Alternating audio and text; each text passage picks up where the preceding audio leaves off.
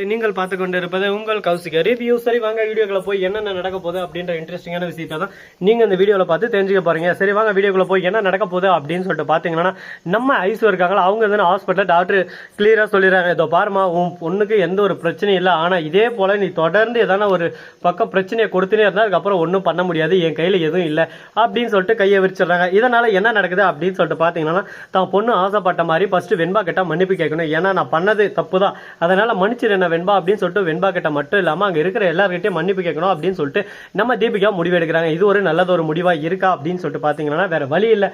இதே மாதிரி ஐஸ் ஒரு பக்கம் இதான யோசிச்சுன்னு சாப்பிடாம இருந்தா இந்த பிரச்சனை இன்னும் ஒரு பக்கம் சிவியர் ஆயிட்டு அவ சுயநினைவே இழக்கிறதுக்கு வாய்ப்பு இருக்கு. அதுக்கப்புறம் எங்களால ஒன்றும் பண்ண முடியாது, எங்க கிட்ட நீங்க நின்று எந்த பிரயோஜனம் இல்லை.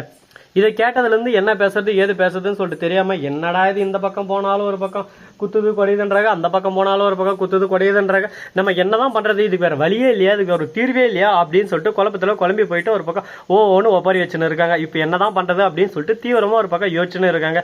இப்போ அடுத்து என்ன நடக்க போகுது அப்படின்னு சொல்லிட்டு பாத்தீங்கன்னா, கரெக்டா நம்ம கதிரேசன் இருக்காருல்ல, அவரு என்ன பண்ணாரு அப்படின்னு சொல்லிட்டு பாத்தீங்கன்னா, நம்ம விஜய்க்கு போன் பண்றாங்க, இதோ பாரு விஜய் உன் பொண்டாட்டி தேவையில்லாத வேலையெல்லாம் பண்ணிட்டு இருக்கா, அது மட்டும் இல்லாம வெண்பாவை அந்த ரன்னிங் ரேஸ்ல கலந்து வைக்கணும்னு சொல்லிட்டு முயற்சி பண்ணிட்டு இருக்கா.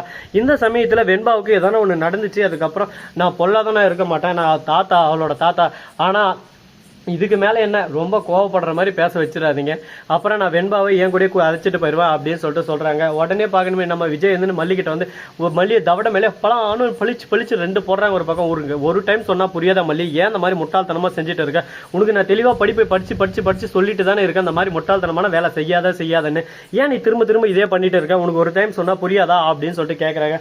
நான் என்ன பண்றது, நான் என்ன தப்பு செஞ்சேன் அதை ஃபர்ஸ்ட் சொல்லுங்க விஜய், எந்த ஒரு தப்பும் நான் செய்யவே இல்லை, ஆனா நீங்க எதுவுமே ஒரு பக்கம் சொல்லாம மொட்டையா ஒரு பக்கம் என்னவே பிடிச்சுன்னு குத்தம் சொன்னா நான் என்ன பண்ணட்டும் சொல்லுங்க பார்க்கலாம் அப்படின்னு சொல்லிட்டு கேட்கறாங்க. உடனே பார்க்கணுமே, நான் என்ன பண்ணனா நீ என்ன பண்ணியா, நீ என்ன பண்ணன்னு உனக்கு தெரியல, நீ பண்ண தப்பு எதுவுமே நீ அறியல, சபாஷ் சபாஷ், நீ தப்பு பண்றதெல்லாம் பண்ணிட்டு போயிட்டே இருப்பேன், ஆனா அது எதுவுமே தெரியல அறியலன்ற மாதிரி நீ பேசுற பாத்தியா, அந்த சமயத்துல தான் அப்படியே சும்மா என் மூளைக்குள்ள அப்படியே சும்மா சிறுன்னு ஏறுது ஒரு பக்கம் கோபம், அந்த அளவுக்கு ஒரு பக்கம் ப்ரெஷரை கொடுத்துன்னு இருக்க நீ அப்படின்னு சொல்லிட்டு விஜய் ஒரு பக்கம் கோவப்பட்டு அங்கிருந்து கிளம்பிடுறாரு.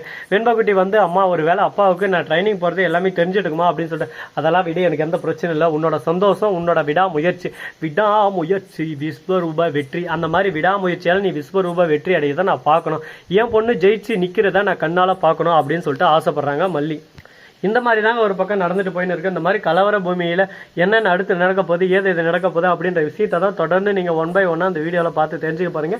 அது மட்டும் இல்லாம உங்களுக்கு இன்னொரு இன்ட்ரெஸ்டிங்கான ஒரு விஷயம் காத்துன்னு இருக்குங்க. அது என்னடா அப்படின்னு சொல்லிட்டு பாத்தீங்கன்னா, அது வேற எதுவும் இல்லைங்க, கரெக்டா நம்ம தீபிகா இருக்காங்களா, அவங்க இருந்து வெண்பா கிட்ட வந்து மன்னிப்பு கேட்க சமயத்துல விஜய் வந்துடுறாரு. இதோ பாருங்க தீபிகா மேடம், உங்களோட நடிப்பு இடிப்பு இந்த வேலையெல்லாம் இங்க வச்சுக்காதீங்க, இதுக்கு மேல எங்களால தாங்க முடியாது, ஆல்ரெடி நீங்க அடிச்சு அடி இன்னும் எங்க மனசுல ஆறாம இருக்கு, என்கிட்ட ஐஸ் எல்லா உண்மையும் சொல்லிட்டா, நீங்க தான் இது எல்லாமே பண்ணீங்க, அது மட்டும் இல்லாம நீங்க தான் சீசாவோட வச்சது, அது மொத்தம் எனக்கு முதல் கொண்டு எனக்கு தெரியும், ஆனா அது எதுவுமே தெரிஞ்சும் தெரியாத மாதிரி நான் இருக்க மாத்தியா, அதெல்லாம் என்னோட முட்டாள்தனம்னு சொல்லிட்டு நீங்க நினைச்சுன்னு இருக்கேன், ஆனா அது என்னோட முட்டாள்தனம் இல்ல, நானும் எந்த அளவுக்கு ஒரு பக்கம் எந்த எல்லாம் வரையும் போவீங்க அப்படின்னு சொல்லிட்டு பாப்பீங்கன்னு சொல்லிட்டு தான் சைலண்டா இருக்கேன்.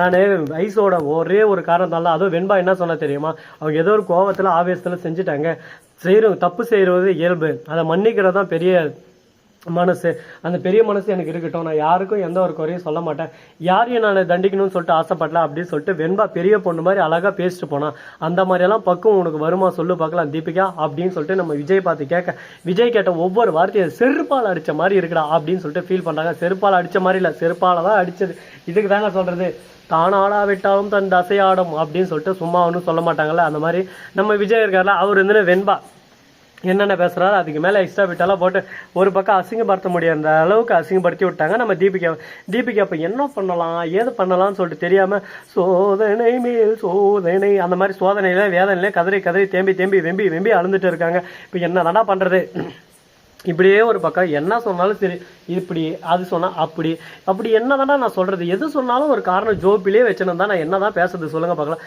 பேசுறதுக்கு எதனா கான்செப்ட் இருக்கா, என்ன பேச விடுவீங்களா அப்படின்னு சொல்லிட்டு ஒரு பக்கம் கோபமும் வருது, ஒரு பக்கம் ஆத்திரமும் வருது, என்னங்க பண்றது, எல்லாத்தையும் ஒரு பக்கம் தாக்கிக்கிட்டு பரவாயில்ல பார்த்துக்கலாம், நல்லதே நடக்கும் நல்லதே நினைப்போம் அப்படின்ற மாதிரி நம்மளும் போவோம் அப்படின்னு சொல்லிட்டு எவ்வளோ நாளைக்கு போகிறது சொல்லுங்க பாருங்க, எவ்வளோ தூரத்துக்கு போகிறது, அதனால் என்னென்ன நடக்குதோ எது நடக்குதோ அந்தந்த போக்கில் அதை பாட்டுக்கு நம்ம போக விட்டால் நாம் ஒரு பக்கம் சந்தோஷமாக இருக்கலாம் அப்படின்ற விஷயத்த கண்டிப்பாக நம்ம ஆணித்தனமாக ஒரு பக்கம் நம்பி தான் ஆகணும். சரி இதெல்லாம் ஒரு பக்கம் போயிடுச்சு. இதுக்கு மேலே இந்த கான்செப்டுக்குள்ளே நம்ம வரக்கூடாது. ஏன் எதனால அப்படின்னு சொல்லிட்டு பார்த்தீங்கன்னா, நம்ம தீபிகா இருக்காங்களோ அவங்க இருந்துன்னு கதிரியஸுங்கிட்ட பேசின்னு இருக்கா. இதோ பாரு கதிரியஸா, நான் சொன்ன மாதிரி மல்லிக்கு எதிரான எவிடன்ஸ் சார் இப்படி பண்ணியே இல்லையா, அவளை ஜெயிலில் பிடிச்சி போனோம், அவளை ஜெயிலில் பிடிச்சி போட்டால் அடுத்த செகண்டே நமக்கு ஒரு பக்கம் ஜாலியாக ஜில்கானா தான் அப்படியே சும்மா கும்மாலமாக இருக்கலாம். அது மட்டும் இல்லாமல் மல்லி ஜெயிலுக்கு போயிட்டேன்னா அடுத்த செகண்டே எனக்கு ரொம்ப சந்தோஷம். என் வாழ்க்கையில் அந்த மாதிரி ஒரு அச்சீவ்மெண்ட்டை நான் அடைஞ்சதை பார்த்ததே இல்லை. என் பொண்ணு கேவலம் அந்த மல்லிக்காக ஒரு பக்கம் சாப்பிடாம ஃபிக்ஸ் வந்து ஹாஸ்பிட்டலில் படுத்துன்னு இருக்கா. அதை பார்க்கும்போது என் நெஞ்சு எந்த அளவுக்கு வலிக்குது தெரியுமா. அப்படியே சும்மா படப்பட அடிச்சுக்குது ஒரு பக்கம். இதெல்லாம் எங்கே போய் நான் சொல்கிறது, எப்படி சொல்கிறதுன்னு சொல்லிட்டு தெரியல. என்ன பண்ணுறது, எல்லாத்தையும் ஒரு பக்கம் தாங்கி தான் ஆகணும். தாங்க தான் ஒரு பக்கம் சிலையும் சிற்பமாகுது அப்படின்னு சொல்லிட்டு சொல்லுவாங்க, கல்லும் சிற்பமாகுது.